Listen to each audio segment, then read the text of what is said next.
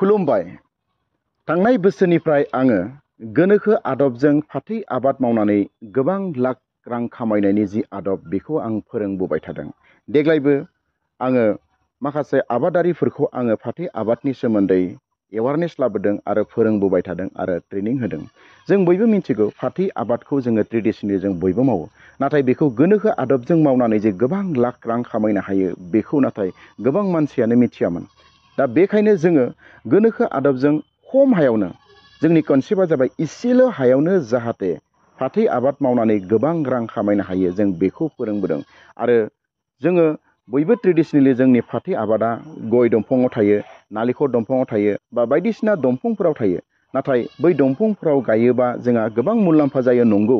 नाथाय जोङो बैफोरखौ जोंनि न'खरनि बिगोमाफ्रा हाननो थाखाय गाखोनो थाखाय आरो बेखौ बैयाव गाखोनानै हाननो जोंहा असुबिदा जायो। जायनि थाखाय जोङो एसे गाहायावनो जोङो 8 फुट 10 फुटाव गायनानै जोङो गोनोखो आदबजों गायनानै जोङो लाख रां खामायनायनि जेनिखि जोंनियाव आदब जों बेखौ फोरोंदों। आरो नोंथांमोना जों बयबो मिथिगौ दिनै जोङो फाथैया माखासे बेराम जायोब्ला मा मुलि होनांगौ, माबायदि खालामनांगौ आरो फाथैनो मा हासार होनांगौ आरो फाथैखौ माबायदिहाय फुलि बनायनांगौ आरो बे फाथैखौ माबायदिहाय माने ग्रिन नेट जायखौ सात नेट होनना बुङो बेवहाय फाथैखौ माबायदिहाय गायनांगौ, माबायदि खालामनांगौ बेफोरनि गासैबो डिटेल्सखौ जोङो जोंनि नैबे ट्रेनिङाव फोरोंनाय जायो। जों बयबो मिथिगौ खम हा जायखौ जोंनि कनसेप्टआ बुंदों जे 1 कथा हायाव जोङो लाख रां खामायनो हायो बा बेबायदिनो हाया जेसेबां बुरजा दङ बेबायदिनो नोङो गोबां लाख रां जोङो फाथै आबादजोंबो जोङो खामायनो हायो। दा बेनिखायनो जोङो खम समनि जोङो मोनसे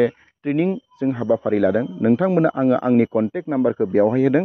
बेवहाय कन्टेक्ट खालाम, जोङो सम बायदियै टाइम टु टाइम जोङो ट्रेनिं जोङो लागासिनो दङ आरो बे ट्रेनिङाव नोंथांमोना फै आरो फाथै गायनायनि जिनिखि आदब, गोनोखोआरि आदबजों फाथै गायनाय, बे फाथै गायनाय आदबखौ नोंथांमोना जाहाथे सोलोंनो फैयो।